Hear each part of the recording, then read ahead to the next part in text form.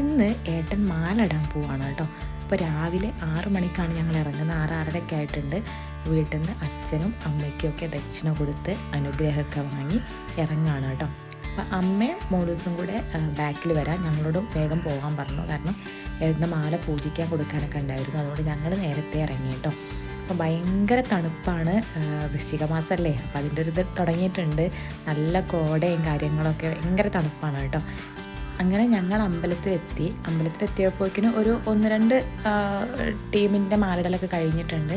ഞങ്ങൾ നേരെ വന്നു, കയ്യും കാലമൊക്കെ കഴുകി അമ്പലത്തിൽ കയറാൻ നിൽക്കുമ്പോഴാണ് മാല ഒന്ന് കുളത്തിൽ നനച്ചെടുക്കണം എന്ന് പറഞ്ഞു. അപ്പോൾ ഏട്ടനത് കുളത്തിൽ, ഇവിടെ അങ്ങനെയാണ് കേട്ടോ, അമ്പലക്കുളത്തിൽ നിന്ന് മാല ഒന്ന് നനച്ച് ശുദ്ധിയാക്കും, എന്നിട്ടാണ് അവിടെ പൂജിക്കാൻ കൊടുക്കുക.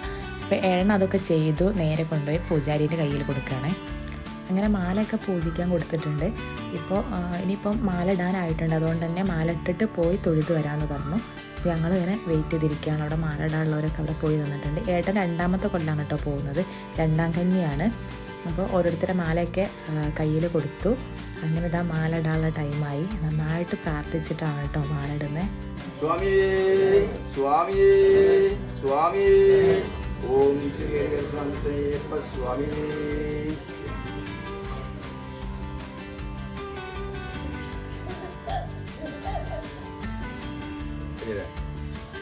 അങ്ങനെ അത് മാലിട്ട് കഴിഞ്ഞാൽ പിന്നെ നമുക്ക് തേങ്ങ ഉടയ്ക്കലുണ്ട്.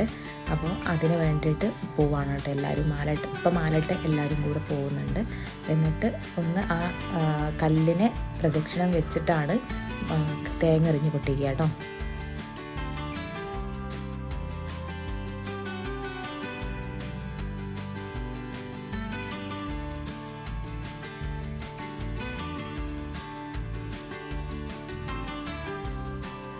അങ്ങനെ അതിൻ്റെ കാര്യങ്ങളൊക്കെ കഴിഞ്ഞു. ഇനി തൊഴാൻ വേണ്ടി പോവാണ് കേട്ടോ.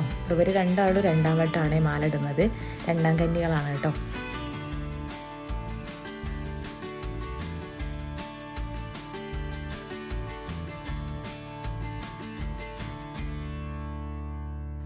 അങ്ങനെ ഇന്നത്തെ പരിപാടികളൊക്കെ കഴിഞ്ഞു കേട്ടോ. മാലയിടൽ കഴിഞ്ഞു, തൊഴുത് ഇറങ്ങി കേട്ടോ ഞങ്ങൾ.